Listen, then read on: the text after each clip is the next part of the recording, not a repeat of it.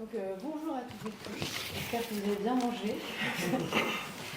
Donc moi je suis Jeanne Demoulin, je suis maîtresse de conférence ici à Nanterre en sciences de l'éducation. Et j'ai mené récemment une recherche jeunes et quartier populaire pop art, donc pas tout seul, avec beaucoup de gens, dont certains présents. Et donc c'est notamment pour ça que Romain m'a demandé d'animer cette table ronde, donc je vous remercie pour cette invitation et l'opportunité d'échanger avec ces nombreux invités. Donc je vais juste les nommer, puis après ils vont se présenter un peu plus, mais vous voyez derrière, donc juste pour les identifier. Donc Nora qui est ici, Mamadou qui est ici, Loïc là-bas et Anna, je vérifie pourquoi donc Romain m'avait demandé si je pouvais faire juste une petite introduction en quelques mots autour du sujet de la table ronde, notamment par rapport à la recherche qu'on a pu conduire. Donc, nous, on a mené une recherche en Île-de-France, essentiellement. On a essayé de comprendre à partir de 10 terrains de recherche ce qu'était la jeunesse des quartiers populaires, et une de nos réflexions tournait autour de ces questions d'initiative, d'engagement, etc. Donc on a pu en ressortir beaucoup de choses, mais de manière transversale, et ça ne vous surprendra pas. Ce qu'on a pu mettre en évidence, c'est que l'expérience de ces jeunes de quartier, elle était marquée par les inégalités, les discriminations, la stigmatisation, que les jeunes de quartier ont une image très homogène et très stigmatisée, donc une image qui est notamment façonnée par les médias, mais aussi par la recherche publique, on n'est pas non plus en dehors de ça. Alors même qu'on observe, et vous le savez certainement, une très grande diversité de jeunes dans ces quartiers, une très grande diversité de profils, de trajectoires, et aussi une très grande diversité de lieux d'habitation. Quand on dit quartier populaire, ça recouvre des ensembles extrêmement hétérogènes. On a travaillé dans le 18e, il va en être question beaucoup dans la table ronde, où il y a des quartiers populaires, donc en centre urbain dense, mais aussi des quartiers populaires à Vers-Saint-Denis, si je ne cite que les terrains sur lesquels on a travaillé, Vers-Saint-Denis, donc près de Corbeil-Essonnes, dans le périurbain. Et bien entendu, tous les quartiers qu'on a plus immédiatement en tête quand on dit quartier populaire, c'est-à-dire les quartiers de grands ensembles en périphérie des grandes villes, construits dans l'année 60-70. L'élément transversal aussi qui nous intéressait particulièrement, je trouve, aujourd'hui, c'est que les jeunes de quartier sont plus souvent parlés que parlants, c'est-à-dire qu'on parle d'eux, mais on leur donne rarement la parole. Et qu'en même temps, on se rend bien compte quand on travaille avec eux ou quand on mène des recherches avec eux qu'il y a beaucoup à dire et qu'il y a beaucoup qui se fait déjà. On a pu voir, et on n'est pas les seuls à travailler sur ce sujet, mais à quel point les jeunes de quartier populaire étaient engagés. Mais ce qu'on s'est rendu compte dans la recherche, vous direz, mais c'est que ce n'est pas forcément le terme engagement qui est utilisé, notamment parce que le terme engagement renvoie beaucoup à la question de la politique, quand je dis politique partisane, mais qu'en fait il y a des formes extrêmement nombreuses et variées d'engagement qui sont en revanche souvent liées à des initiatives concrètes, immédiates, c'est-à-dire s'engager pour une cause qui va avoir un effet proche, rapide, qui va permettre d'aider les personnes autour de nous. Donc on a vu beaucoup d'exemples pendant le Covid, etc., et qui continuent de se voir aujourd'hui, par exemple les maraudes, aussi beaucoup de projets en lien avec l'humanitaire, avec les pays d'origine, alors attention, au sens très large, des pays qui sont quelque part dans la trajectoire migratoire de ces jeunes. Mais on constate aussi qu'il y a des jeunes qui portent des initiatives en lien finalement avec la politique partisane, notamment avec les élections locales, les élections municipales. Il y a eu un renouvellement quand même assez fort des élus, en tout cas en région parisienne. Et beaucoup de jeunes vont aujourd'hui participer à ces élections en étant sur les listes électorales. Donc voilà, il y a toute une série de ce qu'on peut regrouper dans ces initiatives. Et je pense qu'aujourd'hui, on va avoir des formes d'initiatives / engagement dont vous allez pouvoir parler. Donc ce que je vous propose, c'est qu'on fasse un premier court tour de table dans lequel chacun, vous puissiez dire qui vous êtes et quelle est la structure dans laquelle vous parlez, depuis laquelle vous parlez, quelle est, d'après votre fonction aujourd'hui, et peut-être passé, suivant ce qui vous paraît pertinent. Et qu'ensuite on fasse un deuxième tour de table en donnant d'abord la parole à Nora qui nous parlera un petit peu de ce qu'a pu faire l'association sur le thème qui nous occupe aujourd'hui, et que chacune des autres personnes puisse réagir par rapport à cette première expérience. Nora, si tu veux bien juste présenter la structure. Donc Nora Leila Mansour, aujourd'hui je suis coordinatrice de projet à la Sierra Prod et j'ai également un rôle de trésorerie à l'association de Montblémont, qui est juste à peut-être 5 minutes de mon travail salarial. Si je peux rajouter certains éléments d'information, je suis également depuis très peu habitante du 18e, donc je vivais et je travaillais à 2 rues, et je suis un pur produit du 18, donc né dans le 18e, grandi dans le 18e, et jusqu'à mes 30 ans, je ne travaillais pas, je m'interdisais de travailler dans le 18, mais à partir de 30 ans, je me suis dit un peu plus de maturité, à réussir à mettre de la barrière, mais vous allez vous rendre compte que j'ai pas du tout de barrière dans le 18, et donc voilà. Du coup, moi, c'est Loïc Ingea. Je suis directeur des pupilles de l'enseignement public du Val-de-Marne. C'est une association d'éducation populaire qui va intervenir sur différentes thématiques en lien avec l'éducation, que ce soit sur le volet un peu plus tourné sur les axes citoyens. On travaille aussi beaucoup sur les questions de médiation scolaire et d'accrochage scolaire pour les publics qui habitent en habitat précaire, donc sur les bidonvilles et squats. Et on a aussi un autre volet qui est autour de la continuité scolaire pour les enfants qui sont malades et ou accidentés. Et en gros, c'est les enfants qui ne peuvent pas aller à l'école et suivre une scolarité à 100% dans leur établissement. Bonjour, donc Anna Diop, donc je suis chargée de développement local pour l'équipe de développement local des Portes du 18e. Donc c'est une équipe qui travaille au sein du service politique de la ville, donc pour la ville de Paris. Donc le service politique de la ville, c'est le service qui s'occupe du développement social et local des quartiers populaires. Mamadou Doukara, donc je suis directeur de l'espace Paris Jeune Nathalie Sarraute,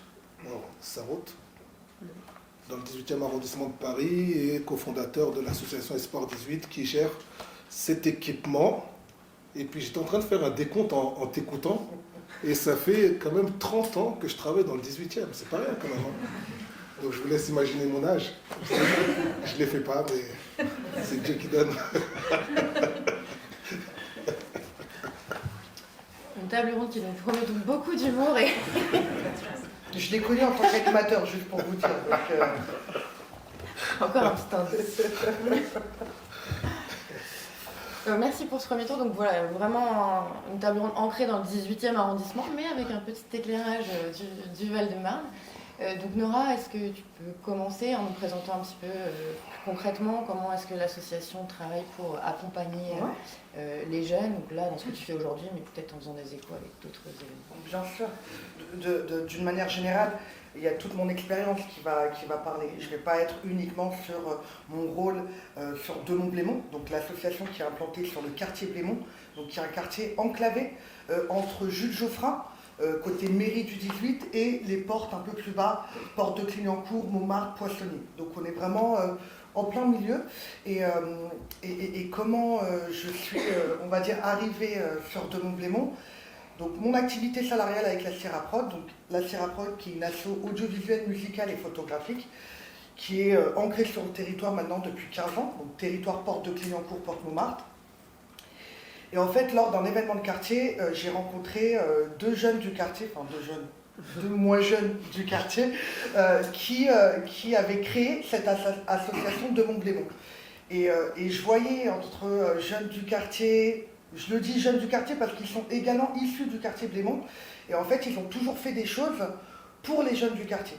Avec ou sans asso, ça a été leur motivation de créer des choses avec leur propre argent, avec les commerces d'à côté, et de se dire ok, là on va se faire une partie de foot, on va faire un pique-nique, un barbecue, autorisé, pas autorisé, peu importe les choses, en tout cas ils y allaient. Et au fur et à mesure, ils se sont dit ok, peut-être faire quelque chose un peu plus cadré, et donc ils ont créé cet asso de Montblémont.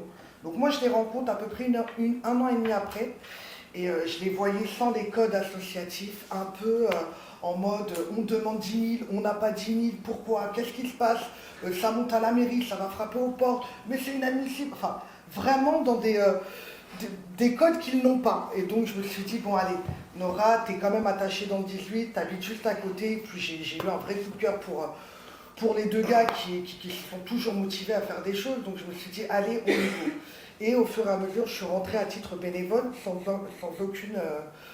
aucun statut, et je suis rentrée en tant que secrétaire et maintenant je suis trésorière. Et effectivement, on est en train de vraiment de structurer et on a Anna comme interlocutrice, on a également Mamadou dans les choses qu'on met en place. Mais voilà, l'idée c'était vraiment mon rôle, c'était structurer, leur donner certains codes associatifs, les temporalités, essayer de comprendre que quand on demande au mois d'octobre une subvention et on ne va pas l'avoir au mois de novembre à coup sûr la réponse, mais peut-être limite juillet, il faut qu'on fasse des choses, comment on gère, etc. Donc c'était vraiment mon premier rôle, et au fur et à mesure on a structuré l'association comme ça en se disant ok, on a des adhérents, est-ce qu'on fait des adhérents tarifés ou non, comment ça se passe, comment on organise nos sorties, même l'encadrement des sorties c'était hyper compliqué, il y a des réglementations quand même autour, mais quand on est issu de quartier et qu'on n'a pas spécialement de formation ou de vécu dans le milieu associatif, je pense que Mamadou pourra très bien compléter l'info, mais on a fait avec les moyens du bord, des fois à la limite de la réglementation, mais on le faisait. Pourquoi? Parce que c'était encore une fois pour les jeunes, c'était pour le quartier, il y avait un ras-le-bol de leur part de rien avoir sur ce territoire-là. Blémont, c'est quand même quelque chose de très particulier. Je pense qu'Anna pourra rentrer dans le détail un peu local, mais il n'y a rien, il y a, je crois, un disquaire. Il y a quoi d'autre? Il y a beaucoup de locaux de musique, de labels occupés par un label indépendant, mais voilà. Sinon il n'y a pas d'acteurs associatifs, d'acteurs pour le quartier. Non. Et donc, ouais, effectivement, label qui occupe 14 structures, mais qui spécialement ne fait pas grand-chose avec les habitants. Donc c'est pour ça que les deux collègues, donc Azine et Zahir, ont décidé de créer de Montblémont. Et donc, même avant ma venue, elle était accompagnée par Astéria sur justement cette structuration, comment on fait, comment on mobilise, comment on fidélise, comment on met en place des actions. Ils l'ont toujours fait d'une certaine manière, mais voilà, aujourd'hui avec d'autres moyens, d'autres réglementations, on est vraiment en lien avec de l'intergénérationnel. On a des plus jeunes, ils ont 4-5 ans, on a des plus vieux jeunes, ils ont 23-24, mais ça n'empêche qu'on a des publics de 30 ans, 40 ans, 50 ans en tant qu'accompagnants de sortie ou ce genre de choses. Je ne sais pas si j'ai d'une manière générale dit un peu les grandes lignes de l'asso. Après, je pourrais rentrer vraiment dans les détails, mais je pense que c'est au travers de l'échange qu'on va avoir. Mais voilà en tout cas pour de Montblémont. Ok, merci pour ces premiers propos. Est-ce que vous souhaitez réagir peut-être en commençant par le 18e, on reste en local, et puis peut-être après... Ou l'inverse, moi ça. Non, c'est pas mentionné. Vu qu'ils ont été interpellés plusieurs fois, je me dis peut-être... Non, mais c'est... je vais rebondir sur plusieurs choses. Ce qui est intéressant, c'est que c'est vrai que le quartier Blémont, dans le paysage du quartier, ça a toujours été le petit coin qui est enclavé. Et si on remonte dans le temps, parce que je suis un ancien, à l'époque, c'était vraiment, c'était vraiment des logements vétustes, c'était vraiment glauque, quoi. Il y a eu beaucoup de changements, mais malgré les changements qu'il y a eu, c'est plus des labels qui arrivent, et quand ils arrivent dans le quartier, on va faire pour le quartier, on va créer des emplois, on va travailler avec, mais une fois qu'ils sont implantés, qu'ils sont là, ils ne font plus rien. Ça se passe un peu partout, que ce soit des petits labels ou des grands groupes, ils disent beaucoup de choses avant d'arriver, mais une fois qu'ils ont les clés et qu'ils sont sur place, ils ne font pas grand-chose. Et ce qu'elle décrit sur l'association de Montblémont, c'est ça? Ces initiatives-là, ça existe beaucoup. On en voit beaucoup dans tous les quartiers, on voit beaucoup de jeunes qui s'organisent, qui se rassemblent, qui font beaucoup de choses. On le voit surtout pendant des moments festifs, donc pour une naissance, pour un anniversaire, ou même pour un décès, on voit que les jeunes sont organisés. On voit que chacun a son rôle, etc. Un tel va voir la famille, un tel va faire ceci, etc. Et pour la jeunesse, les jeunes s'organisent beaucoup, sauf que le problème, tu l'as dit, c'est le problème des codes, c'est le problème des normes. On ne s'autorise pas à, parce je pense que c'est un manque de légitimité quelque part. On se dit qu'on n'est pas à notre place, c'est pas à nous de faire. Mais pourquoi c'est pas à nous de faire? Et quand on creuse cette question-là, ils se rendent compte que oui, on a un savoir expérientiel que personne d'autre peut avoir que nous-mêmes. On a grandi là, on a vécu ici, on connaît mieux que quiconque nos besoins. Et en discutant avec eux, en les accompagnant, et je pense que ce que tu fais, c'est énorme. Encore une fois, je le disais en off tout à l'heure, moi je ne savais pas le rôle qu'elle jouait avec cette association-là, et je suis bluffé, je trouve ça énorme. Bravo, non mais je trouve ça génial parce qu'on a besoin aussi parce que, excusez-moi, il y a accompagner et accompagner. Il y a certaines personnes qui accompagnent parce qu'on veut voilà, que les personnes s'émancipent et puissent arriver par eux-mêmes à faire. Il y a d'autres personnes qui accompagnent, mais en même temps, on les accompagne, mais ouais, tu restes à côté. Et par contre, nous, sur notre bilan, on va dire, voilà, on a fait telle action avec telle personne, telle association, tel jeune, etc. Sauf qu'on ne va jamais laisser ces personnes-là pouvoir s'émanciper d'eux-mêmes et pouvoir vraiment voilà, se réaliser. Parce qu'on va leur faire comprendre que non, t'inquiète pas, si moi je ne suis pas là, bah, tu ne pourras pas faire sans moi. Donc c'est pour ça que je remercie aussi Nora pour avoir ce versant positif, en tout cas, de l'accompagnement, si je peux dire ça comme ça. Oui, alors beaucoup de choses sur lesquelles on peut réagir. Tout d'abord, je rejoins totalement le constat qui est fait, c'est-à-dire que des assos comme ça, il y en a beaucoup. Donc moi, dans une de mes missions principales, c'est quand même d'accompagner les associations pour développer des projets, des actions à destination des habitants. Donc il y a un peu un double accompagnement, enfin un double projet, parce qu'il y a un projet, c'est donc de faire des choses avec les jeunes du quartier, mais il y a aussi autre chose, c'est que les jeunes du quartier deviennent des acteurs qui deviennent presque des professionnels, même si beaucoup ça reste encore du bénévolat, mais au final ils deviennent nos partenaires, et donc là où avant ils étaient bénéficiaires d'une action, ça devient vraiment nos partenaires d'action, et à la fois ils accèdent en allant vers les métiers de l'éducation populaire, de l'animation sociale. C'est aussi un accès à l'insertion professionnelle, mais comme disait Mamadou ou Nora, sans forcément avoir les codes, avoir aussi toute la rigueur administrative qui est demandée quand on fait des demandes de subventions, quand on a une association, etc.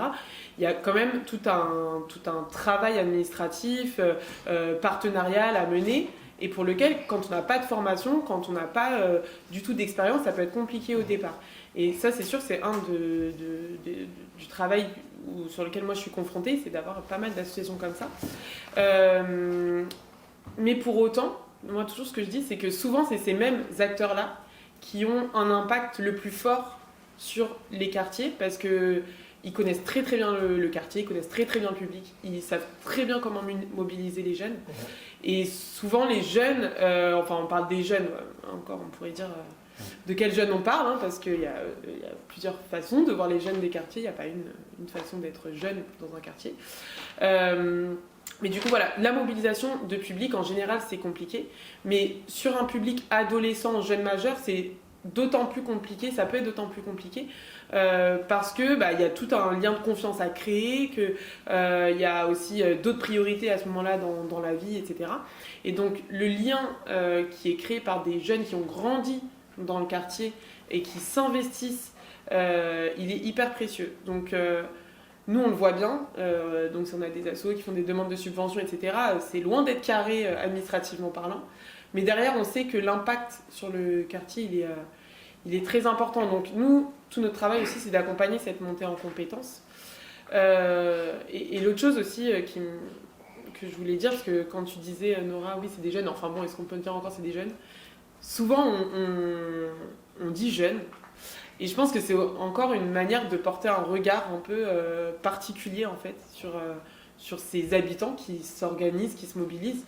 Parce qu'en fait, passer 30 ans, à l'approche des 40, est-ce qu'on se considère encore jeune, ou est-ce que c'est juste qu'on a encore des codes, mais qui du coup peuvent être dans certaines sphères vus encore comme un peu réducteurs, je trouve. Parce que quand on associe tous les mots de la jeunesse, généralement, c'est pas toujours des qualificatifs positifs. Et sinon, pour réagir un peu sur la situation de Blémont et de l'association de Mont-Blémont et le travail qu'elle fait dans ce quartier-là, pour redire aussi, donc, le quartier de Mont-Blémont, c'est vraiment, donc, comme ils l'ont dit, une petite enclave.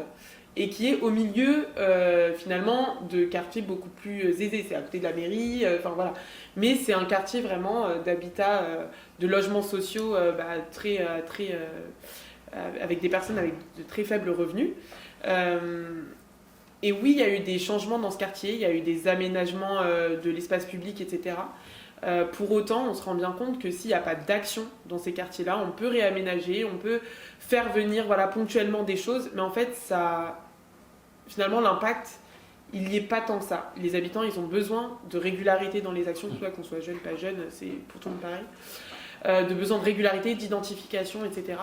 Et quand on n'a pas d'acteurs implantés sur le quartier, c'est très compliqué d'arriver à cette régularité-là, parce qu'il faut aller chercher des personnes à l'extérieur. Et l'association de Montblémont, elle est là, mais elle est là avec ses moyens, c'est que bénévole, voilà, et avec aussi une réalité autre qui est, vous en tant que bénévole, fondateur de l'association, vous avez votre vie professionnelle, toi tu travailles dans une autre association, voilà, les autres aussi, et du coup c'est comment on arrive à en même temps dire, ces jeunes qui ont grandi dans le quartier, il faut bien un moment qu'ils s'émancipent et qu'ils aient une insertion professionnelle, mais en même temps, on a besoin d'eux pour développer le quartier, etc. Donc c'est toujours un peu la difficulté auquel nous, on peut être confrontés dans l'accompagnement de ces initiatives-là. Louis, qu'est-ce que tu veux réagir ? Ouais, c'était hyper intéressant tout ce que vous avez dit, déjà. Nous, en fait, au PEP 94, c'est vrai qu'on a la différence avec vous, c'est que nous, on n'est pas forcément une association. C'est que nous, on n'est pas forcément une association territorialisée, dans le sens où on n'a pas de vraie d'action qui se fait au niveau très très très local. Donc nous, pour pallier à ça, en fait, on sait qu'on a un peu une expertise sur certains sujets, que ce soit sur des thématiques, par exemple, sur les questions citoyennes, sur l'égalité des genres, sur les questions de harcèlement ou de discrimination. Et l'idée, c'est de vraiment intervenir dans un quartier, dans une école, avec un CCAS ou autre, mais apporter en fait un peu notre expertise pour justement ces jeunes qui constituent les quartiers. L'idée pour nous, en tout cas l'enjeu qu'on a quand on intervient, c'est pas d'arriver en tant que sachant, c'est plutôt de nous nourrir des compétences et des expériences que chacun et chacune peut avoir parce que ils ont vu ça en cours, parce qu'ils ont de la famille qu'ils ont pu faire ça, parce qu'ils se sont intéressés au sujet. Et c'est vrai que nous, ce qu'on identifie comme première compétence et qui est hyper utile en fait pour les actions, c'est qu'il y a une vraie connaissance des besoins du territoire. En fait, nous, on perçoit vraiment que nos actions, elles sont toujours... si nous, on portait les actions PEP 94, elles seraient toujours un petit peu décorrélées de la réalité, parce qu'en fait, il nous manque un peu ce regard très tourné sur les besoins des habitants, parce qu'on ne vit pas au quotidien avec eux, parce qu'on ne les connaît pas forcément, parce qu'on peut intellectualiser certains sujets. Alors que là, en fait, il y a une vraie réalité sur laquelle nous, on va s'appuyer pour accompagner ces jeunes qui ont des projets. Et après, l'idée, c'est vraiment un peu de leur donner des clés. Et du coup, c'est vrai qu'on revient beaucoup sur la question des compétences et aussi sur la question de la valorisation de soi-même. Donc, il y a un peu ce côté où on va se décrédibiliser, on va pas forcément oser parce qu'on va se dire ouais, mais en fait, il faut des professionnels pour faire ça. Moi, je ne me connais pas forcément. Je sais juste que dans mon quartier, en fait, il y a très peu d'équipements culturels. On est blindé d'équipements sportifs. Je dis ça parce que c'est une vraie, je l'ai vécu. Et du coup, en fait, on va se réunir en collectif, on a une idée, on a plein d'idées, mais en fait, il va nous manquer telle ou telle compétence. Donc en fait, nous, on part du principe que non, il ne vous manque pas ces compétences-là, il faut juste vous accompagner pour avoir les codes, ou en tout cas pour formaliser les codes que vous pouvez avoir, parce que globalement, en fait, c'est ce que tu disais à 100%, c'est vrai qu'il y a un peu ce côté où on va dénigrer les jeunes, et du coup, ça pose la question de tout le vocabulaire autour de la jeunesse, et de tout le regard qu'on peut porter sur les jeunes. Donc en fait, nous, on s'appuie vraiment sur tout ça et on essaye de les valoriser au maximum et ça permet de porter des projets qui ont un impact hyper important, hyper intéressant. On se rend compte, nous aussi, on s'interroge beaucoup, nous, sur la mesure de nos actions.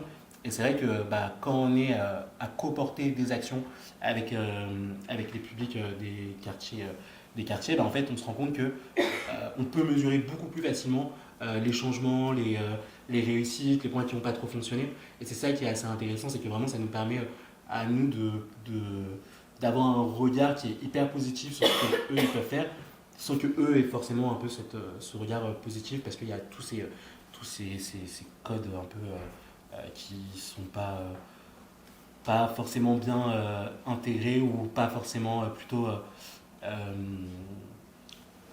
globalisés par rapport à la vision que les autres peuvent avoir. Donc c'est là où c'est assez intéressant.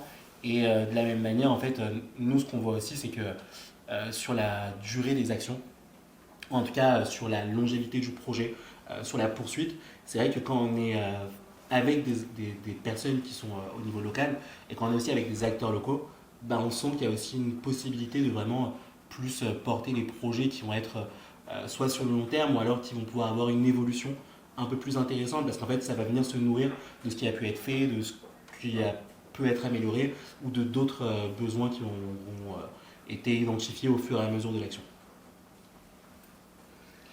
Merci. Du coup, vous avez quand même tous beaucoup parlé de comment on accompagne ces jeunes pour passer de ces envies d'agir, etc., à l'intégration des codes pour pouvoir dialoguer avec les partenaires et rentrer dans les dispositifs d'action publique souvent, enfin, notamment politique de la ville, etc.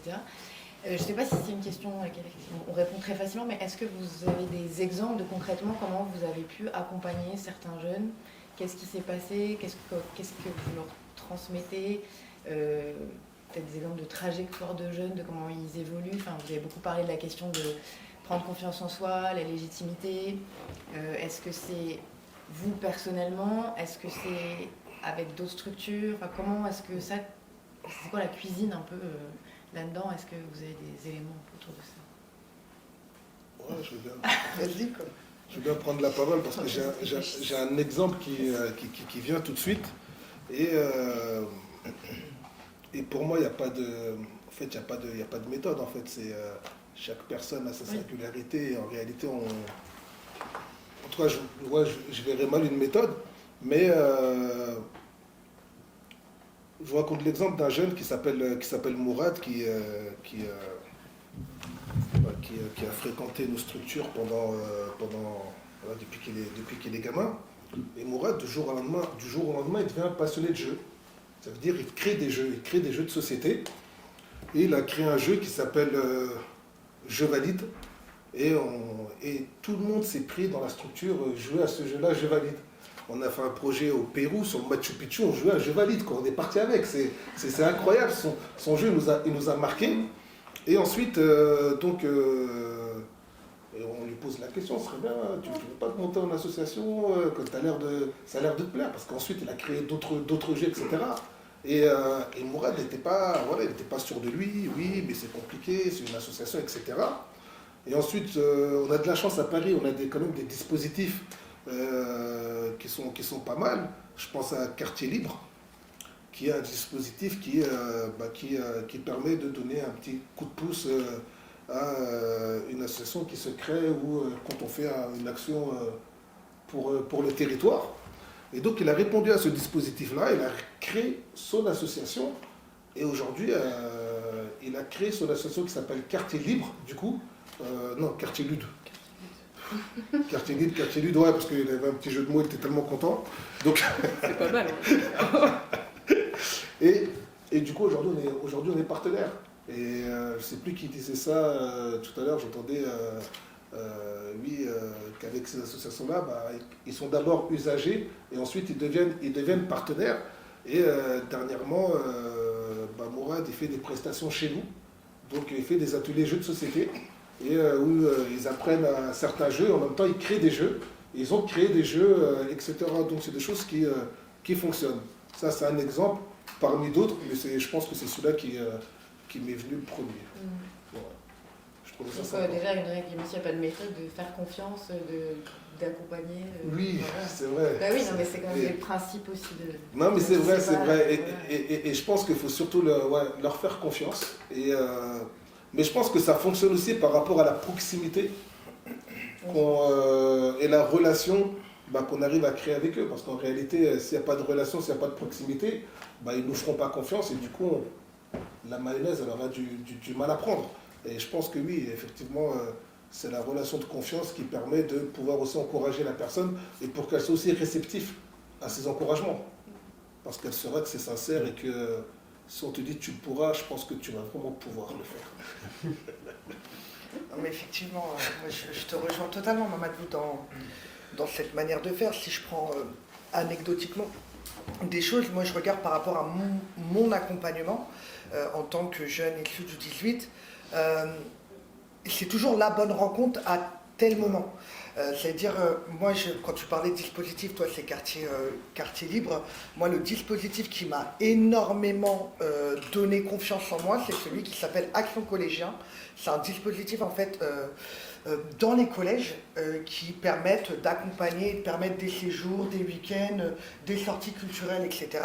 Donc à l'âge de 11 ans, en 6e, je les ai découverts et je ne les ai pas lâchés jusqu'au point où j'ai travaillé avec eux pendant 10 ans où j'étais vacataire de ce dispositif. Et franchement, c'est la rencontre qui m'a permis d'avoir confiance. À un moment donné, c'était dans le cadre d'un camping, quand j'étais jeune, c'est « vas-y, occupe-toi du feu ». Citadine que je suis, HLM, occupe-toi du feu, j'en avais aucune idée. Mais rien que le fait de m'avoir donné cette responsabilité-là, je me suis dit, ok, il y a un truc à jouer. Et au fur et à mesure des responsabilités que la personne me donnait pendant les séjours, ça m'a donné envie d'être également acteur, un peu plus tard, mais actrice, dans les milieux, dans le quartier, et de pouvoir faire des choses avec des jeunes. Donc moi, je dirais, il n'y a pas effectivement de bonne méthode, c'est la rencontre à un instant T. Ma dernière rencontre auprès de ma présidente de la Siraprod qui m'a permis d'avoir encore une autre casquette et encore autrement confiance en moi, c'est vraiment soit on prend, soit on ne prend pas. J'ai fait des rencontres qui m'ont servi strictement à rien dans ma carrière professionnelle, mais voilà, c'est parce que peut-être j'étais pas à ce moment-là réceptive à ces conseils ou à cette bienveillance, mais voilà, le fait d'avoir confiance, le fait même que quand nous on accompagne, moi en tant qu'actrice, quand j'accompagne des jeunes, et juste le fait de pouvoir répondre à un coup de fil pour me dire « Ouais Nora, je suis en galère, j'ai besoin d'une salle parce que y a un tel qui est décédé et il faut que tous se retrouvent », rien que ça, on a pu répondre à un besoin à un instant T, et on sait que la personne, le jeune, quand il aura besoin pour autre chose, dans ce style rien à voir, il pourra se permettre de nous appeler. Des fois, si j'éteins pas le téléphone, jusqu'à des 23 minuit, ça nous appelle, ou quand je vais acheter mon pain, je mets 2 heures parce que je rencontre un tel et un tel et un tel, mais c'est incroyable. Donc, je dirais, voilà, c'est ce côté où effectivement on amène à une certaine confiance, et c'est la confiance en eux, mais en nous. C'est vraiment, est-ce que tu peux compter sur nous, mais pour n'importe quel sujet, que ce soit professionnel, à titre privé ou autre. Mais voilà, moi, ce que j'ai vécu en tant que jeune, c'est ce que je mets au quotidien aujourd'hui dans ma manière de faire avec les autres. Vraiment. Je me dis qu'on arrive, même une fois, à un instant T, à réussir à émettre quelque chose en eux, et ça c'est très bien. J'ai pas la prétention de dire que tous les jeunes que j'ai accompagnés, ils ont réussi, ils ont été insérés, ils ont fait plein de choses. Alors là, pas du tout, mais il y en a un ou deux déjà qui m'appellent et qui me disent « Ouais, t'as vu Nora, je suis devenue à Nîmes parce qu'à l'époque, je suis partie avec toi en séjour et franchement, j'ai bien aimé ta méthode, donc je suis devenue à Nîmes. » Je dis « Ah, trop bien. » Ou ne serait-ce que « Ouais, Nora, t'as vu, je suis devenue maman. Oh, » Super, enfin, je t'ai connue, je me prends un coup de vieux, mais je t'ai connue, t'étais là en train de faire des hamburgers avec moi et au final, tu te retrouves maman, donc c'est super. Voilà le style de choses auxquelles, en tout cas, moi, je me rattache, et comment je me dis que je suis contente de faire ce que je fais, parce que il y a un petit kiff quand même. Franchement, il y a un petit, je réduis ça, mais il y a un gros kiff. Dans ce que vous dites, moi je trouve qu'il y a aussi cette question de la réussite, enfin de dire réussir, c'est pas d'abord ou réussir à l'école, réussir ses études, trouver un travail, etc., etc. On entend là dans les trajectoires, dans ce que vous avez pu dire avant, c'est réussir, c'est être bien à un moment, chacun avec ses critères, mais en tout cas vous n'allez pas accompagner des initiatives par rapport à des choses qui seraient préconçues sur ce que devrait être la réussite, ce que devrait être un bon projet, une bonne activité. Moi, je dirais qu'il y a une méthode, c'est de laisser la place, en fait. C'est qu'en fait, je le vois au travers de... Tellement on a la chance d'avoir beaucoup d'associations quand même sur le 18e, et voilà, dans beaucoup d'initiatives que j'ai pu voir sur le 18e ou ailleurs. Il y a une chose, c'est la fréquentation des assos. C'est-à-dire qu'à partir du moment où un enfant qui grandit un adolescent qui devient adulte, etc., à fréquenter et continue de fréquenter des associations, etc., depuis en fait son plus jeune âge, parce qu'il y en a quand même beaucoup qui fréquentent énormément d'associations différentes. En fait, ça vient placer quelque chose chez la personne. On ne sait pas ce qu'elle en fera, mais je discutais l'année dernière avec des jeunes qui faisaient du futsal. Voilà, ils font du foot, on se dit juste, ils vont faire du foot. Mais en vérité, quand on creuse, ils nous ont dit, mais nous, c'est parce qu'on est au foot qu'on ne va pas dériver à faire d'autres choses. C'est parce qu'on est au foot, là, j'ai discuté et peut-être que j'ai envie de faire ça dans ma vie. Et voilà. Et oui, je fais des séjours et j'ai découvert que, effectivement, comme tu dis, quand on part en séjour, ça nous apprend plein de choses. Et en fait, c'est toutes ces expériences mises bout à bout, je pense, qui amènent derrière à l'envie de s'engager et de concrétiser l'engagement. Et quand je disais de laisser la place aussi, c'est que donc je pourrais m'auto-flageller en tant que ville de Paris entre guillemets parce qu'on est souvent, les associations sont financées pour faire du projet. Mais on sait aussi qu'il y a besoin de laisser la place à du non-projet entre guillemets, c'est-à-dire on peut pas toujours proposer une chose tout clé en main à des jeunes ou n'importe qui d'ailleurs, mais moi ce que je constate c'est que les jeunes qui aujourd'hui j'ai pu rencontrer qui commencent à se monter en collectif, en association, etc., c'est parce qu'au départ, elles se sont retrouvées dans un endroit où on leur proposait, elles ont pu faire des activités, mais tout d'un coup, dans un espace, elles sont dans un débat, un échange ou quoi que ce soit, et il y a des choses qui commencent à se nourrir, et elles prennent des initiatives, commencent à se mettre en place, et petit à petit, ça devient un projet qui potentiellement commence à se pérenniser sur plusieurs années, et qui devient une association. Je pense par exemple à des jeunes filles qui sont sur le quartier de la Porte Montmartre, qui au début se réunissent dans une association parce qu'en fait elles ont juste besoin de faire leurs devoirs, elles sont à la fac, etc. Elles n'ont pas forcément de lieu où faire. Et au final elles se disent mais en fait il y a un vrai besoin de plein de jeunes de notre quartier qui n'ont pas d'endroit où travailler, où se réunir, etc. Elles se finissent par créer une association qui s'appelle ta salle de travail. Et au final elles trouvent des espaces, des lieux de travail où les autres jeunes du quartier peuvent venir s'inscrire auprès d'elles et venir utiliser cet espace sur des horaires un peu différents que ce qu'on peut trouver en bibliothèque, etc. Et c'est l'expérience pour moi aussi que tu décris, Mamadou, c'est-à-dire ce jeune-là, s'il a pu créer son jeu, c'est parce qu'à un moment donné, il a eu la place dans l'association de se dire je vais tester, j'ai envie de faire des jeux, est-ce que je peux créer un jeu? Si on lui dit non, tu crées pas de jeu, nous on a déjà des jeux tout faits pour toi, il va jamais arriver à ça.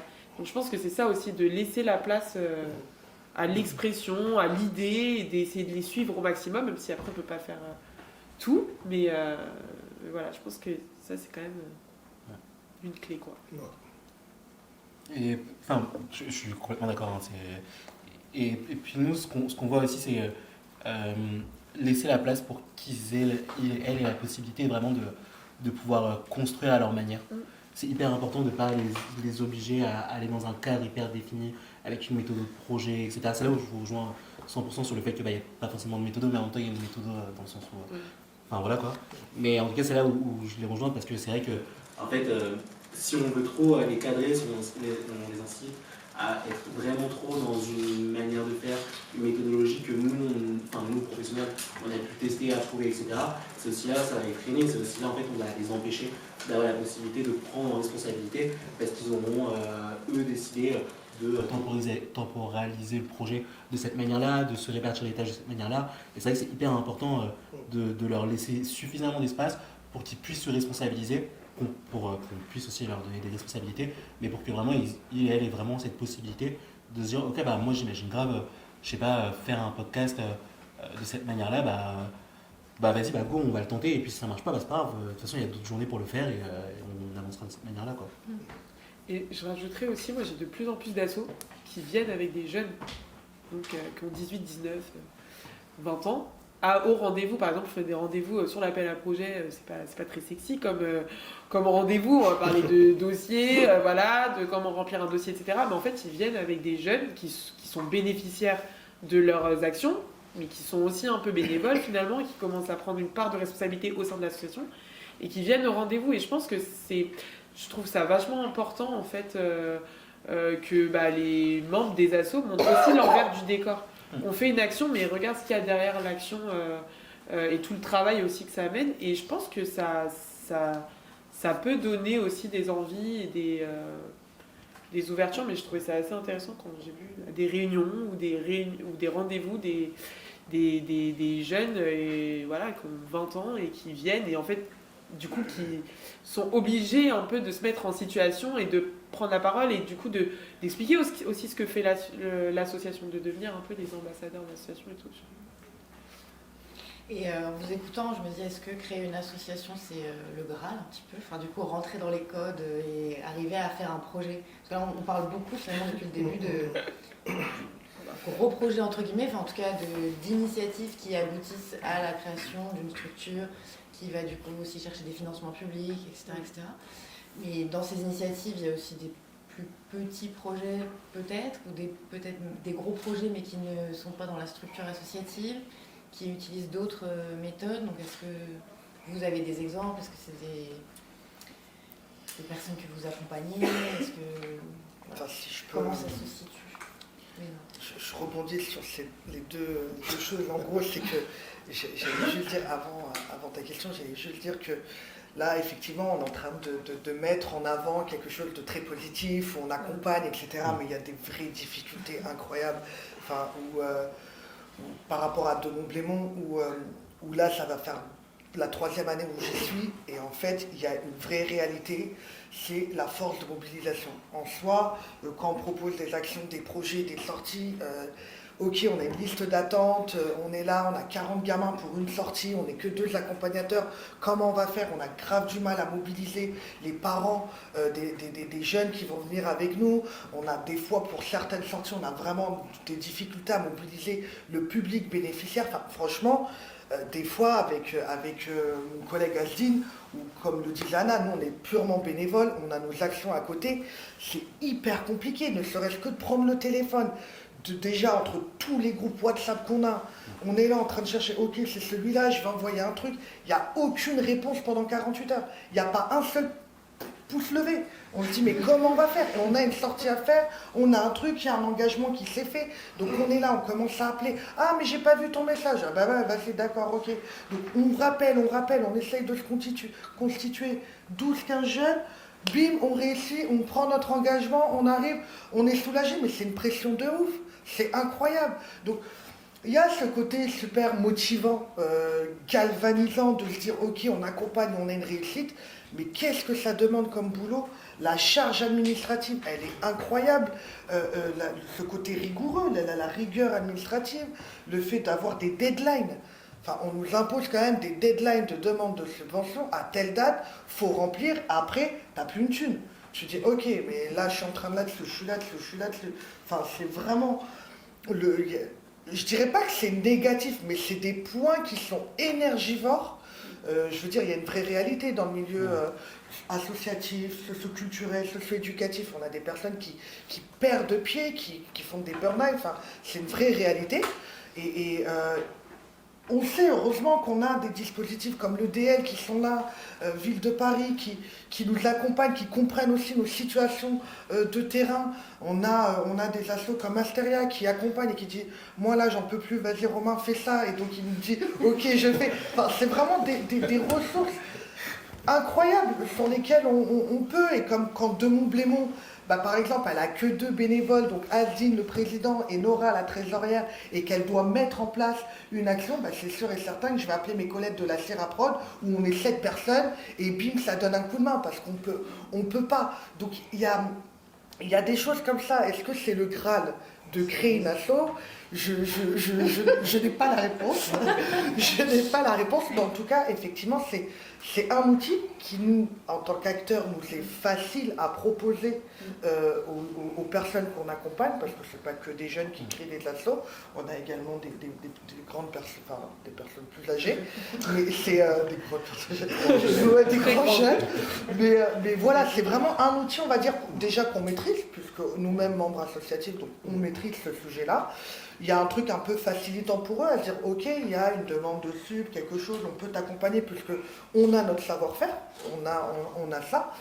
Mais après, je sais qu'aujourd'hui, moi j'accompagne dans d'autres cadres professionnels des intervenants, des artistes, où ils ne sont pas en asso, ils sont auto-entrepreneurs ou intermittents du spectacle.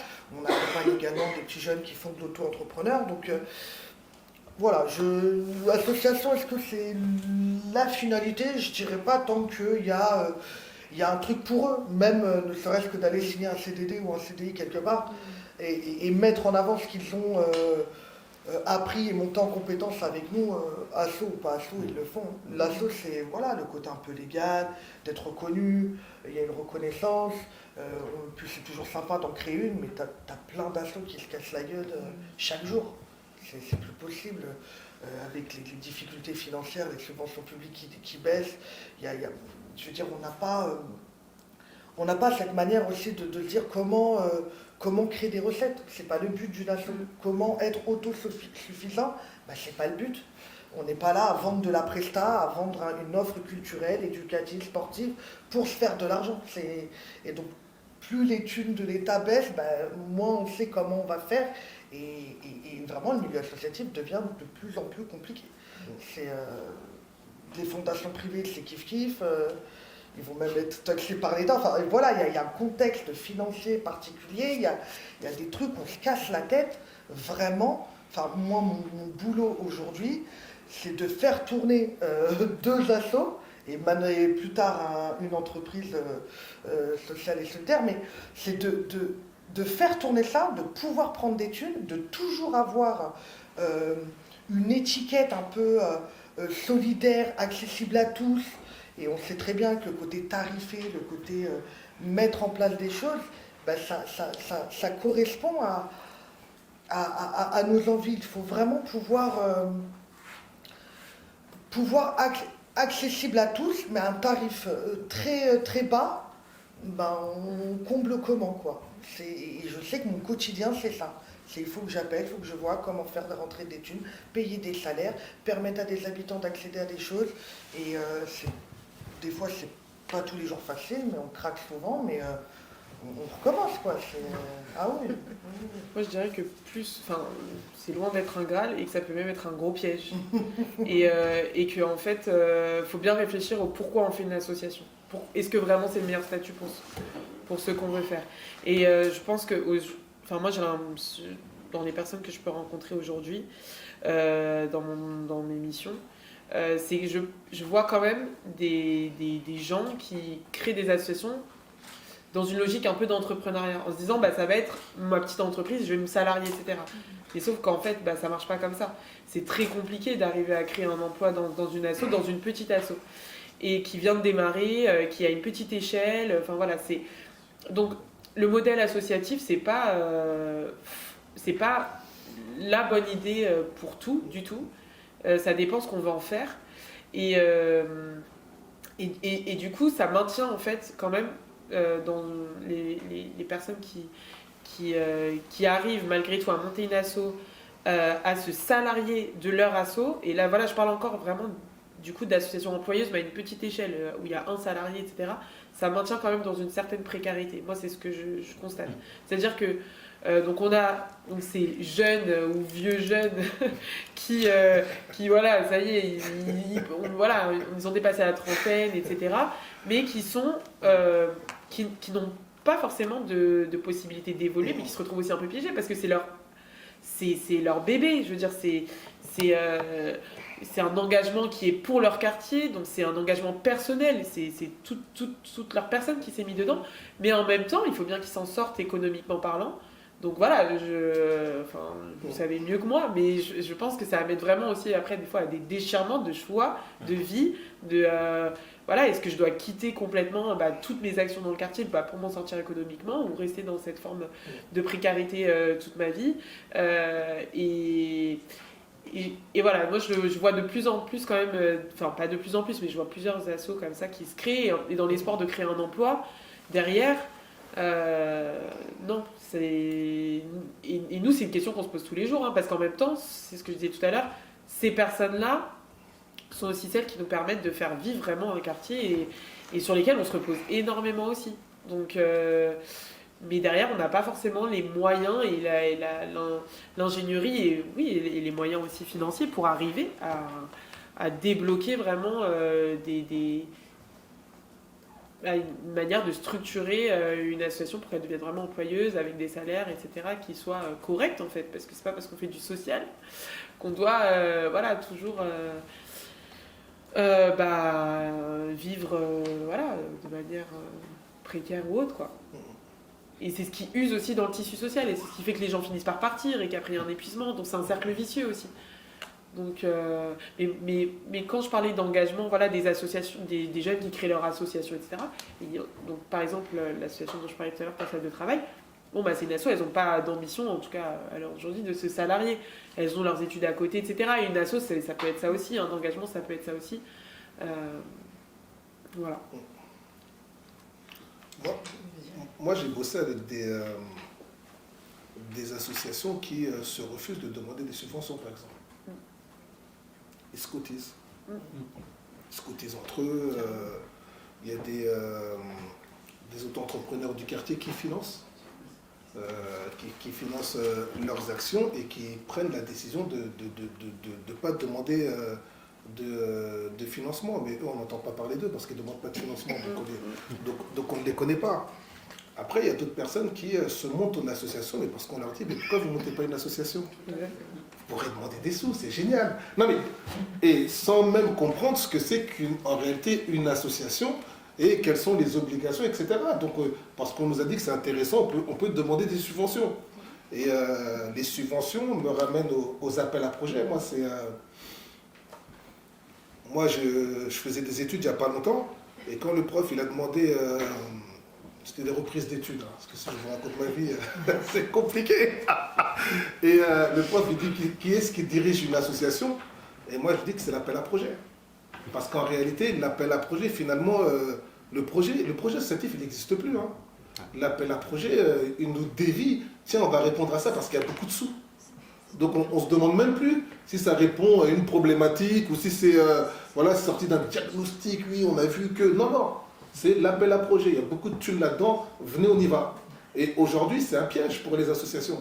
Parce que plus on va commencer à faire des actions, plus on va grandir, plus on va avoir de salariés, plus on aura besoin de sous. Parce qu'on avait, on a le salaire, mais il faut payer les charges, on n'avait pas calculé. Parce qu'on ne savait pas qu'il fallait payer l'URSSAF. Et du coup, on va répondre à d'autres appels à projets, sans même vérifier, savoir si ça rentre dans notre projet ou pas, de savoir si ça répond à des réels besoins ou pas. Non, on va y répondre parce qu'on nous a dit que ça donne des sous.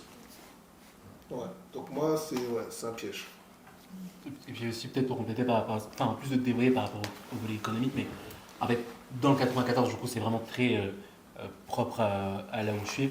Mais en fait, moi, je le vois aussi qu'il y a de plus en plus de municipalités qui n'écouteront que les collectifs ou les individus qui seront en association. Donc en fait, c'est aussi un peu un moyen pour beaucoup de personnes de se faire entendre et de pouvoir avoir une voix politique, pas forcément politique partisane, mais politique par rapport à tous les enjeux de société. Et en fait, c'est aussi un moyen pour plein de personnes d'être entendues.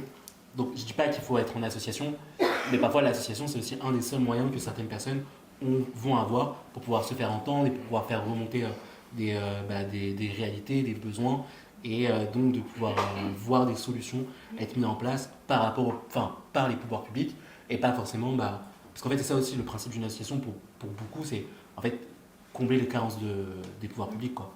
Et du coup, en fait, là, c'est aussi dans cette obligation-là que beaucoup de personnes, d'individus, de collectifs vont être obligés de se mettre un peu sous ce format associatif. Oui, ma question elle venait aussi en relation avec ce que vous avez un peu répondu sur la montée, je ne sais pas d'études précises exactement, sur la montée de l'auto-entrepreneuriat, notamment dans les quartiers parmi les jeunes, etc. Et quelle place ça prend par rapport à l'associatif. Finalement, si on veut répondre à un besoin, on peut aussi, des fois, monter une micro-entreprise. Voilà.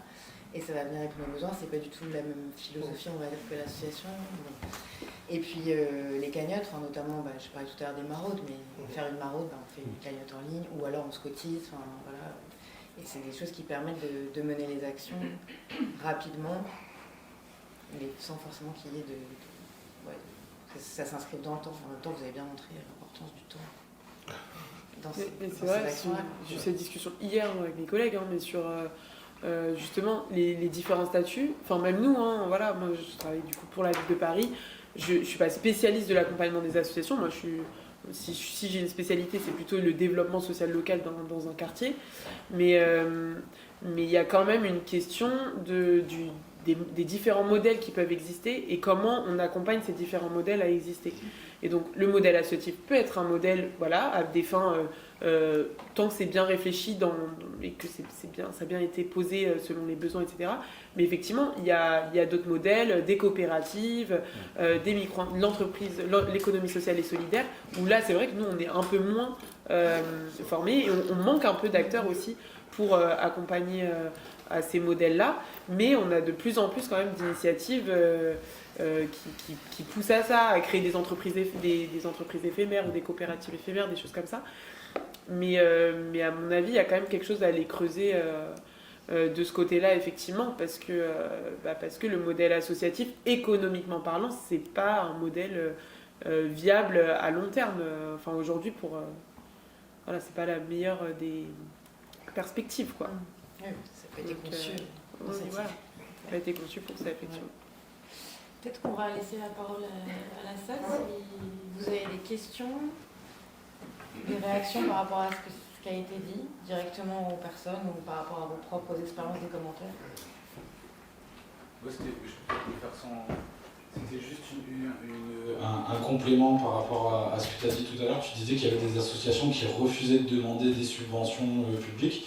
Et pourquoi, en fait, c'est quoi qui fait que les assos refusent? C'est parce qu'elles ne veulent pas avoir affaire aux maires ou aux institutions? Ou est-ce qu'il y a des... C'est quoi la raison de ne pas demander? Pour une assoce que je connais bien, c'est que ils veulent pas, tout simplement.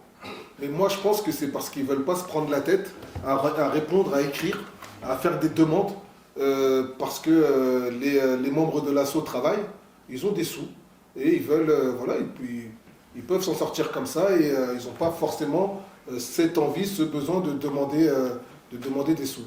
Mais je pense surtout qu'ils veulent pas se prendre la tête, quoi. C'est toujours répondre à un appel à projet, attendre une réponse, répondre à toutes les questions, c'est chiant, quoi. Et ils ont fait un calcul coût-avantage. Ils ont dû dire déposer un appel à projet pour recevoir quelques milliers, voilà, des petits 1 000 euros, 2 000 euros, 3 000 euros, c'est pas plus avantageux. Il y en a beaucoup effectivement qui réfléchissent comme ça. Dans 94, il y a une association qui intervient sur l'aide au public de personnes roms et qui sont sur les bidonvilles, etc. Et elle décide d'un point de vue militant de ne pas demander de subvention publique pour ne pas avoir à répondre à des objectifs qui ont été co-construits avec l'État, avec la préfecture ou autre. Donc c'est aussi pour ça. Après, et je comprends à 100%, hein, vraiment je comprends à 100% les assos qui font ça, mais je vois avec ces assos-là, elles arrivent à s'appuyer sur leurs adhérents, sur leurs sympathisants pour récolter des sous.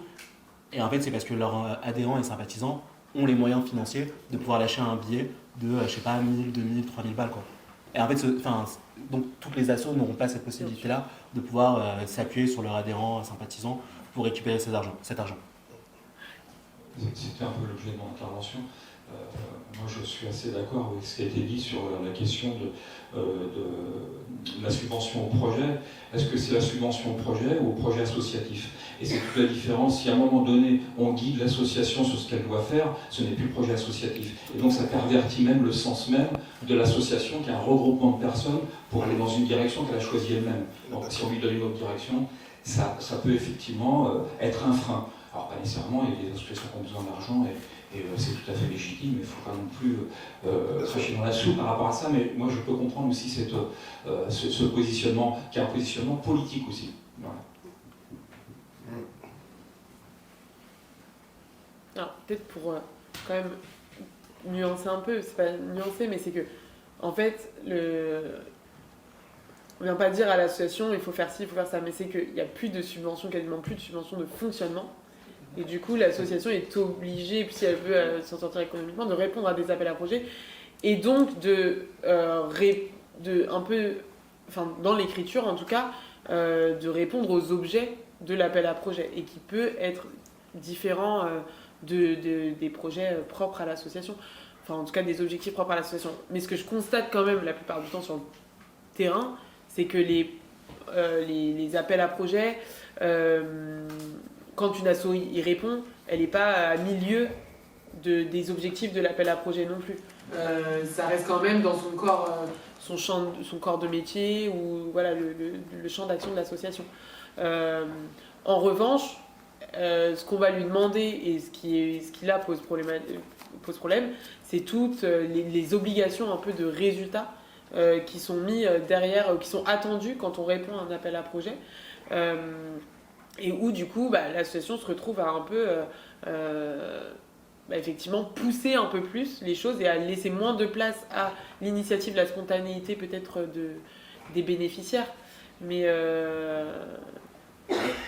je sais pas, après bon, c'est vrai que nous on est sur un appel à projet politique de la ville, donc c'est assez large, c'est pas un projet, enfin l'idée c'est de répondre à des besoins des habitants, donc en général les associations qui répondent c'est des associations du quartier et qui du coup de fait rentrent dans les critères.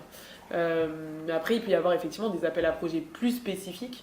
Je repense là par exemple à une association qui un appel à projet, c'est l'appel à projet de la prévention des RICS. Donc les RICS, donc c'est encore un terme voilà, qu'on pourrait, sur lequel on pourrait débattre.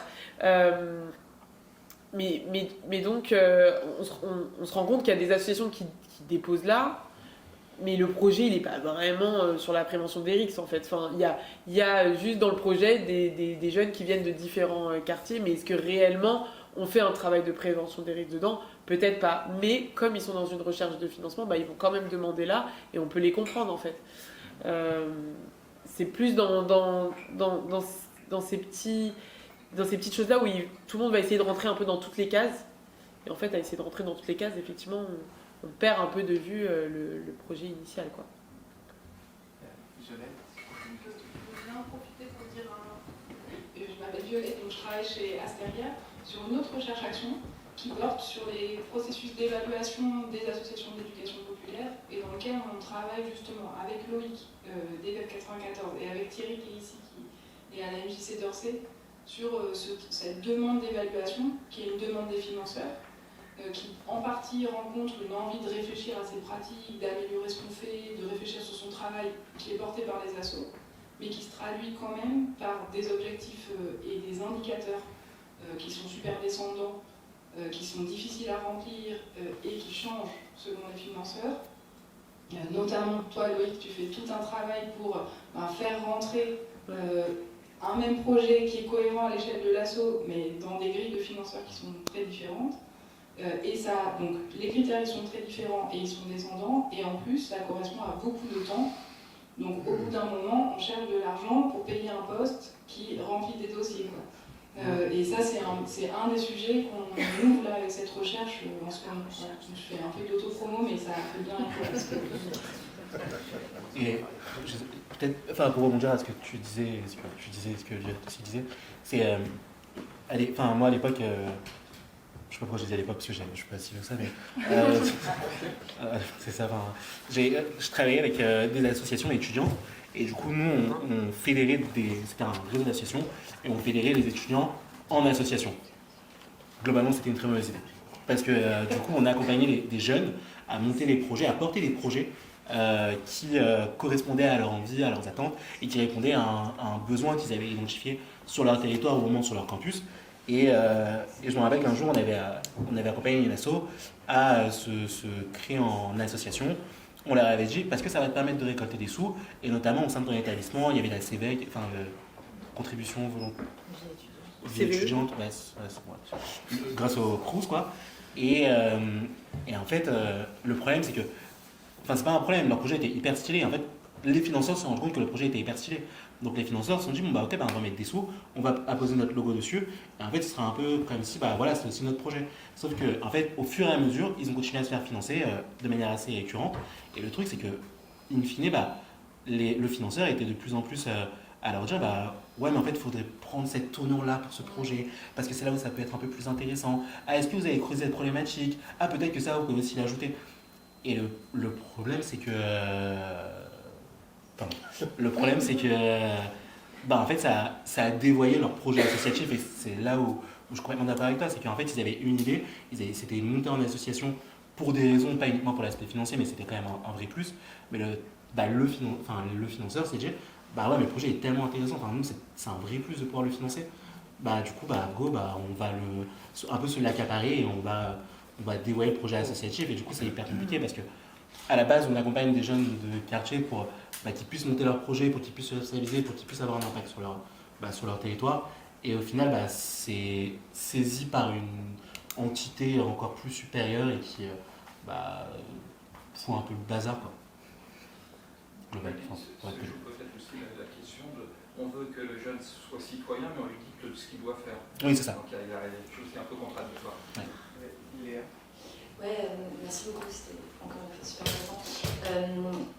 Moi, je me posais la question, on a beaucoup parlé de ces jeunes qui sont dans vos assos, qui ont envie de même passer d'un statut de bénéficiaire ou d'usager de l'asso à un statut d'acteur, d'actrice, pourquoi pas partenaire de l'asso, etc.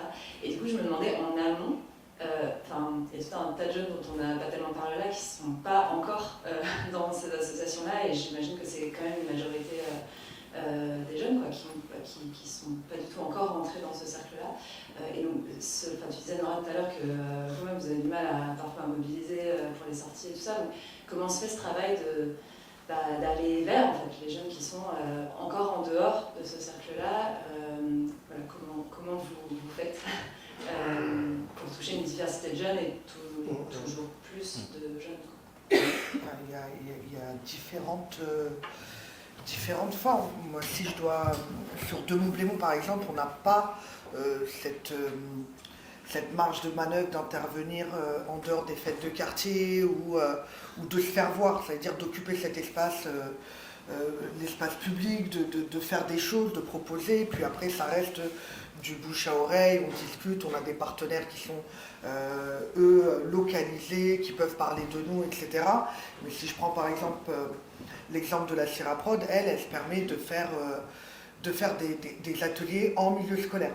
Donc c'est déjà une première étape. Ça veut dire que généralement, on fait des ateliers de création audiovisuelle et musique. On est dans les classes avec les profs. Et quand on finit la saison, généralement l'année d'après, on réussit à en avoir une petite dizaine qui reviennent à l'assaut. Donc c'est des petites choses comme ça, mais je pense que voilà, d'être déjà visible sur le quartier, c'est hyper important, avec ou sans local. De Montblémont, elle n'a pas de local. Elle est là, elle est sur le quartier, elle sort un barnum, elle se pose, elle met une table, un goûter, on discute à n'importe quel sujet. Elle peut se réunir sur une thématique précise ou sans thématique, juste être présente. Et c'est ce qu'on avait décidé de faire là dès qu'il y a les beaux jours. Parce qu'on s'est dit, cette refonte qu'on a, enfin, là il y a un besoin vraiment de se repositionner, de se poser la question, à se dire, même auprès des gens, c'est-à-dire nous on pense être là pour eux. Ça veut dire on pense être là pour eux, on est ambassadeur un peu d'une parole ou d'une offre qu'on pourrait leur faire. Et là en fait on sent avec Aldine qu'il y a quelque chose, il y a un truc, on n'arrive plus, on les comprend plus, ou ce qu'on propose, ou en début d'année, en début de saison, on a rempli voilà les dossiers et tout, j'étais en retard je crois, enfin j'ai pas répondu à un, et Anna qui me dit mais non Anna, donc on a répondu et tout. On se rend compte que quand on va proposer, comme je vous l'ai dit tout à l'heure, le petit pouce levé pour dire on est intéressé, on ne l'a pas. Azine me dit je suis fatiguée, j'en ai marre d'être jusque 22h à être sur mon téléphone, à les mobiliser. Et je lui dis mais écoute Az, ne te casse pas la tête, là c'est l'hiver et tout ça, tranquille. On voit dès qu'il fait beau, on se met un barnum sur la place, on discute avec eux et on essaye de comprendre. Qu'est-ce qu'ils attendent réellement de Montblémont? Est-ce qu'ils veulent uniquement le côté offre, donc du loisir, de l'achat, de la consommation? Et c'est une réalité, c'est-à-dire qu'aujourd'hui, ils sont vraiment on a des publics qui sont que dans du consommable. Je veux que de la sortie, je veux que tu m'emmènes au concert, à Disney, en séjour. Et c'est une vraie difficulté qu'on a, c'est qu'on n'a pas les moyens humains de faire des projets sur l'année, sur 6 mois, sur 3 mois, et d'avoir ce truc un peu routinier avec notre public. C'est vrai que nous, quand on les sollicite, ouais, nanani, nanana, ok, j'arrive, non, je viens pas, ouais, la prochaine et tout ça, c'est vraiment uniquement ce genre de com qu'on a ensemble. Donc là, on est en train de se positionner, à se dire, ok, comment on va faire? Il faut qu'on fasse un truc. Donc je propose avec la CIRA, encore une fois, on s'appuie sur le côté existant, mais la CIRA qui a un local beaucoup plus de moyens humains et de se dire voilà, je peux te dépêcher un intervenant musique, on prend un groupe de 2 Montblémont et on se fait un morceau ou 2 et on essaye d'accompagner pendant 3, 4 mois, 6 mois des gens, eh ben là c'est bon. Mais encore, enfin, je dirais que c'est juste comme ça qu'on réussit, mais c'est vrai que ça demande beaucoup trop. Même les gens, et il faut du monde pour ça. Il faut du monde. Si ça ne tient qu'à Asdine et Nora, à un moment donné, on n'arrive pas. Et c'est pour ça que c'est hyper important, les partenaires, on voit, on est sur des difficultés de comment animer cet espace-là. Sur le quartier Blémont, aujourd'hui, on s'est retrouvé à répondre à un appel à projet pour pouvoir faire la fête de quartier. Mais j'ai clairement dit, je ne vais pas être... de Montblémont ne va pas être coordinateur de cette fête-là parce qu'elle n'a pas les moyens humains. Et donc pour le coup, c'est l'EDL avec Anna qui va, elle, être amenée à convoquer ou en tout cas inviter les partenaires pour des réunions et tout ça. Nous, on est juste le côté où effectivement on est sur Blémont, mais là, on ne peut pas prendre de la coordination d'une fête. On n'y arrive pas. Bonjour, rebonjour. Donc, toujours Karine, mouvement des régies. Ça va rebondir, je pense, sur tout ce que vous venez de dire qui est hyper intéressant. Je voudrais revenir sur le mot les jeunesses qu'on a dans le nom de la table ronde, les jeunesses populaires. Moi, c'est vrai que quand j'entends le mot jeune, comme je vis dans une société patriarcale, quand j'entends jeune, je vois un garçon. Je vois un jeune garçon de 22 ans. Je vous dis ce qui me vient, c'est comme ça. J'y peux rien, je vis dans une société où je vois ça, j'ai cette image mentale. Et du coup, ça me gêne, évidemment. Et donc, je me demande quand on dit les jeunesses, et ça a peut-être un rapport avec parfois sa difficulté à trouver son public, quelle est la cible quand on s'adresse aux jeunes. Et je me demande si on ne devrait pas toujours préciser garçon ou fille. Parce que dès qu'on propose une activité, on va souvent voir arriver le même genre. C'est-à-dire que ça va attirer que des filles, que des garçons, où on sait très bien quand on ouvre par exemple un espace de sport dans un parc, il n'y aura que des garçons. En fait, on ouvre un espace public pour les garçons. Donc, ma question est la suivante, c'est que quand on parle d'enjeux pour les jeunesses, c'est quels enjeux pour toucher les filles, et par exemple, on peut même être plus précis, pour toucher des filles diplômées qui cherchent leur premier emploi. Voilà, ça c'est un public particulier, par exemple, comment on les aide à négocier leur premier bon salaire qui va impacter toute leur carrière derrière, comment on touche les garçons déscolarisés, comment on touche les filles aidantes. Enfin voilà, j'ai l'impression que quand on parle des jeunes, à ne pas assez préciser, déjà on a tendance à penser qu'aux garçons, et puis peut-être on perd de vue cette pluralité des jeunes, voilà, qui ne sont pas spécifiques des quartiers populaires, ça va être la même pluralité partout en France. Donc voilà, c'est une remarque plus sémantique, mais qui est peut-être importante. Enfin, je ne sais pas. Moi, ça me fait rire. moi, ça me fait rire. Je trouve ça intéressant. Moi, je vois pas un jeune garçon de 22 ans. Et c'est ça qui est intéressant, en fait, parce que c'est très... En fait, c'est vous qui voyez ça. Ouais.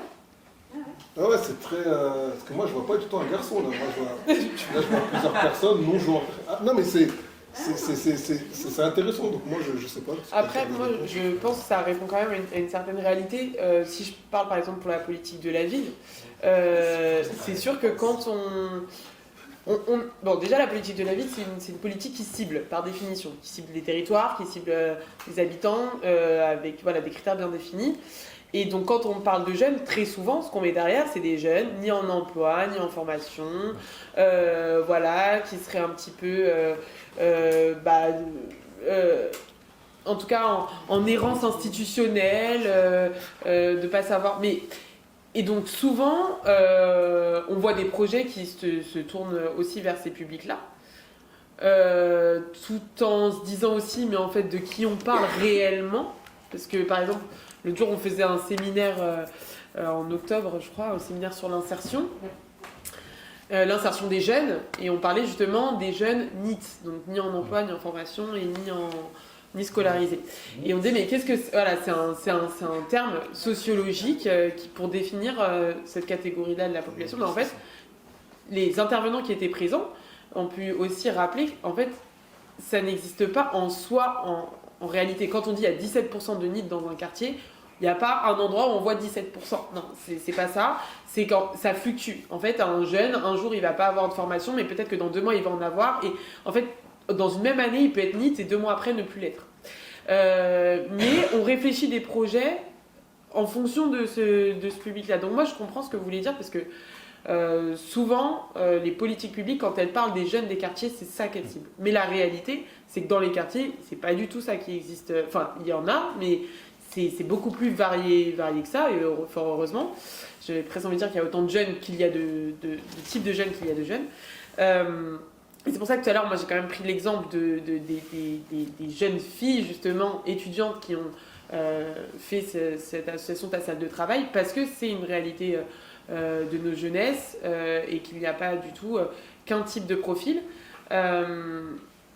Et je crois qu'elles sont très présentes et très visibles en fait pour les acteurs du terrain, mais qu'elles ne le sont beaucoup moins pour les politiques publiques, et, parce que finalement elles posent moins de problèmes en fait.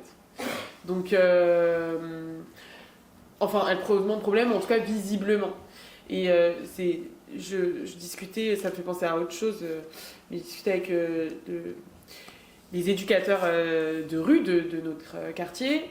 Et la responsable qui me disait, au regard de différents rapports d'activité qu'elle voit sur différents quartiers, elle se faisait la remarque qu'il y avait de moins en moins de bandes de jeunes filles, contrairement à certaines années, 10 ans en arrière, où dans les rapports d'activité, les éducateurs accompagnaient beaucoup plus de jeunes filles, etc., et que c'était moins le cas. Et du coup, elle soulevait ça en disant, mais où est-ce qu'elles sont ? Est-ce qu'il n'y a pas aussi un repli à l'intérieur des murs ? Et des murs, ça ne veut pas forcément dire de chez soi, mais ça peut aussi être à l'intérieur des associations.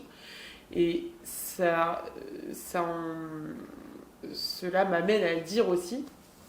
L'année dernière, il y a eu tout un cycle sur le 18e mis en place par la direction de la jeunesse sur un cycle de formation sur l'égalité femmes-hommes, auprès donc des acteurs jeunesse, qui a été quand même très suivi par les acteurs jeunesse. Et moi, je vois de plus en plus de structures jeunesse qui mettent en place des actions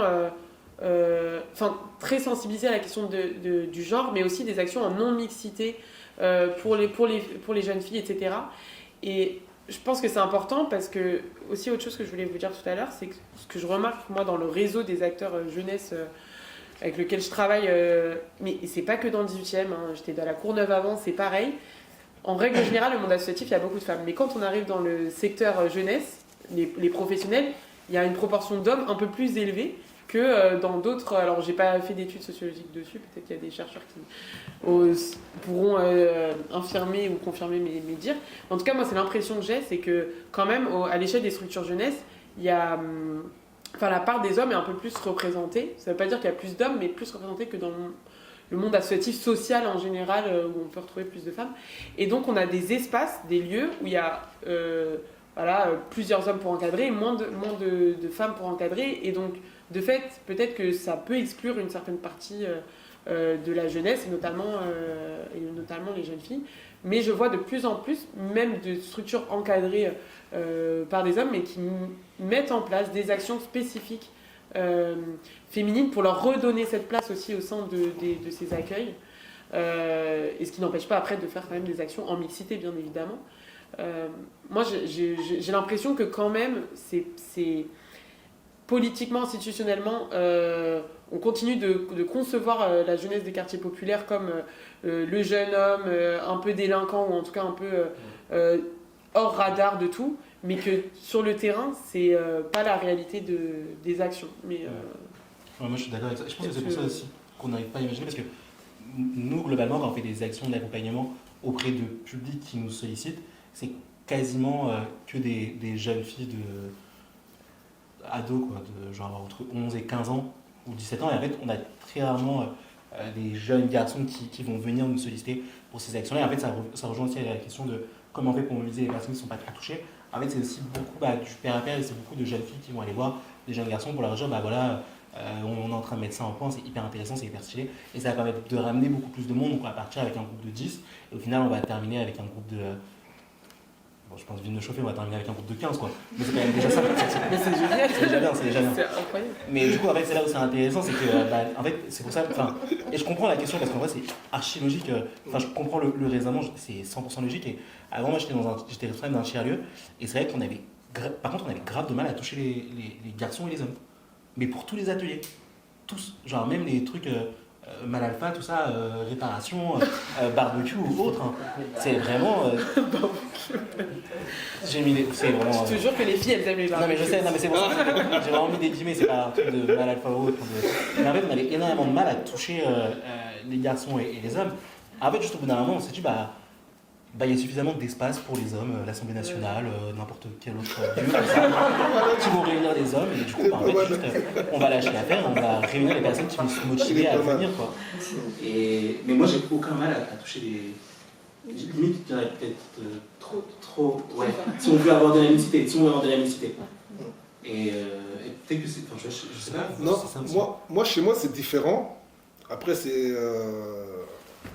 différent, pourquoi dans les structures, ou dans ma structure que je dirige, il fut un temps, on accueillait plus de...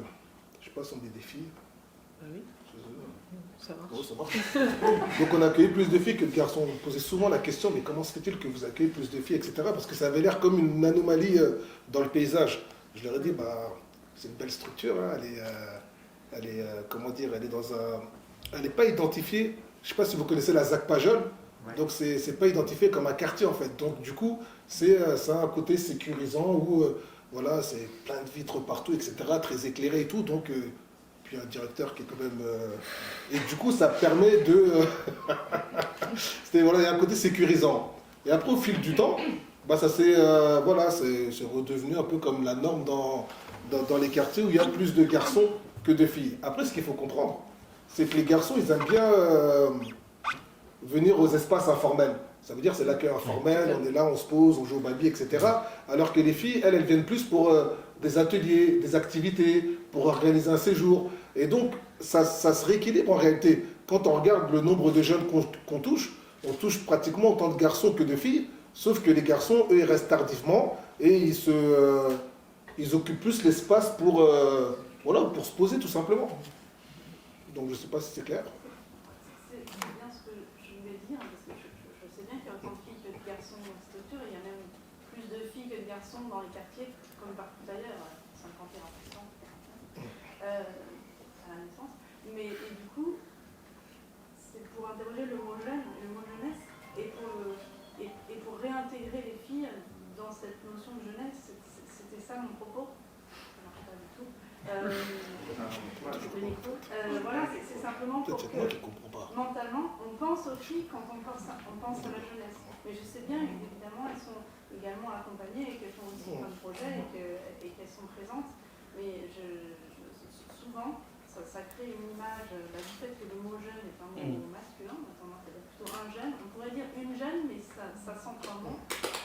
Mais là, c'est la jeunesse, ça devient féminin. La jeunesse, oui, je sais. Mais voilà, moi, je confie mon image. Non, mais je comprends bien. De façon sincère. Et du coup, peut-être par le vocabulaire, on peut aussi entraîner d'autres représentations. Et plus riche aussi pour les financeurs. Voilà, quand une municipalité met un argent fou dans la construction d'un city, super. Mais est-ce qu'il a mis les 80 000 € pour quelque chose pour les filles? Mais l'idée, c'est que le city soit utilisé par les filles, du coup. Et du coup, c'est ce qui se passe, en fait. Enfin, nous, on le voit à Porte de Clignancourt, typiquement, il y a un city. Et alors, mais c'est un travail, effectivement. C'est-à-dire que naturellement, les garçons prennent la place. Et les filles ne le font pas naturellement. Mais pour le coup, alors là, les appels à projets qui ils vont sur le sport féminin, etc. Bon, là, je pense que il y en a.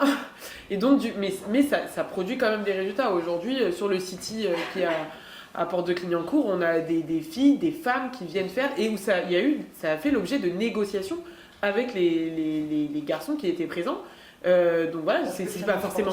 Hein, des garçons, mais pas spécialement sportifs. pas spécialement sportifs, effectivement, mais qui étaient là. C'était quand même leur terrain. Mais au final, aujourd'hui, ça s'est bien passé. Et quand il y a eu des soucis parce qu'ils ne pouvaient plus accéder pour des raisons de travaux, et ben c'est les garçons aussi qui se sont mobilisés pour qu'elles trouvent un autre endroit. Donc ça, je pense que ça prend... je pense que quand même la place des filles, etc., elle est bien pensée. Et moi, mon sentiment, c'est qu'en plus, quand on parle d'engagement et de se mobiliser pour son quartier, etc., la part de jeunes filles, elle est quand même très présente. Enfin, moi, j'ai plein d'exemples de projets menés par des jeunes femmes. Il y avait une dernière question et après... Non, c'est bon. Nora, est-ce que toi, tu voulais réagir par rapport à cette question pour terminer C'est qui fait ça.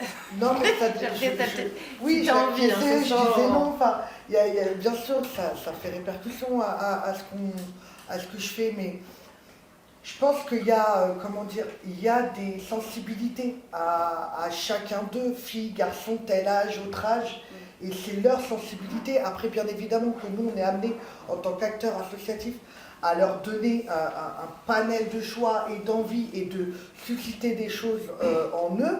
Mais concrètement, moi, si tu as le jeune garçon mâle alpha de 17 piges qui veut squatter le city et que tu as la jeune fille qui veut être à la bibliothèque, je vais également être avec ces personnes-là, rester dans des clichés. C'est aussi nous permettre d'identifier, comme le disait tout à l'heure un peu plus tôt Mamadou, on est orienté et dirigé par des appels à projets qui nous demandent d'être dans des cibles, dans des cases. Même nous, dès qu'on crée une asso, on ne crée pas une asso multi, on crée une asso culturelle, sportive, éducative. Donc on rentre quelque part. Moi je sais qu'avec la Sierra, on était... donc nous on est sur de la culture, autour de l'audiovisuel, la musique et de la photo. Dès qu'on faisait, c'était une époque un peu houleuse avec la collectivité, mais dès que je demandais de la politique de la ville, non, Nora va demander à la DAC. Donc tu vois, déjà, c'est va demander à la culture, parce qu'à la politique de la ville, je pense pas que tu y répondes. Non, en fait, je suis sur le quartier de la Porte-Montmartre, j'ai un public mixte, à un moment donné, on est sur les mêmes enjeux. Donc c'était un peu une petite force comme ça, mais... que vous voyez un jeune de 22 et que moi je vois un collectif de jeunes mixtes dans le truc, je pense que c'est tout ce qu'on fait. Et effectivement, le vocabulaire, les choses qu'on y met derrière est hyper important. Je disais plutôt, c'est que même nos codes à nous, en tant que professionnels, pendant Mamadou 30 ans, moi je suis à 20 ans bientôt, donc nos codes, moi en tout cas mes codes ont changé. Ce que je faisais il y a 10 piges avec une certaine jeunesse dans le même quartier, je le fais plus du tout de la même manière, on réfléchit plus du tout je me sens des fois dépassée par ce qui se passe. Les réseaux sociaux, moi, ils m'ont eu complètement, je n'arrive pas. Et je vois que j'ai un public, qu'on accueille un public qui sont là hyper faciles avec et tout ça. Donc je suis obligée de me faire force de parler le même vocabulaire qu'eux pour créer ce qu'on disait plus tôt, cette confiance mutuelle. Il y a des trucs quand même, je pense qu'à un moment donné, faut lâcher prise, il faut laisser la place aux autres. Voilà, mais il y a des méthodos. Quand on dit, nous par exemple, si l'association La Sierra Prod, aujourd'hui elle existe en tant qu'asso, on est en pleine création d'une SASU où on fait un espace culturel et social, et on se dit, c'est peut-être l'avenir, en tout cas notre avenir à nous, de l'asso, qui dit l'asso elle va être de moins en moins là, parce que l'étude, encore une fois, et cette orientation, direction d'appel à projet, on va être un peu dans l'autosuffisance, on se crée des espaces, on va se créer des produits, des recettes, pour au moins continuer à être présent sur le quartier. Mais voilà, tous les ans, je pense qu'on est sur une réflexion, on se remet en question de nos méthodes, on discute, et c'est hyper important de discuter avec les différents professionnels qui nous entourent. Mais c'est tout le temps la même chose. C'est ma petite conclusion. Merci beaucoup. Du coup, il y a vraiment cette question du réseau qu'on n'a pas eu le temps de développer là, mais qu'on voit bien, en plus avec cet ancrage 18e, mais on voit bien que dans ce que tu racontes dans le 94, voilà. Et de comment vous travaillez ensemble, comment on est accompagné par Asteria, par les associations, mais aussi par les pouvoirs publics. et qu'est-ce que ça produit dans l'évolution en même temps aussi. Je n'ai pas beaucoup plus de choses à dire pour conclure cette grande diversité, et puis Nora l'a très bien fait. Mais merci du coup de votre attention, participation. Merci beaucoup.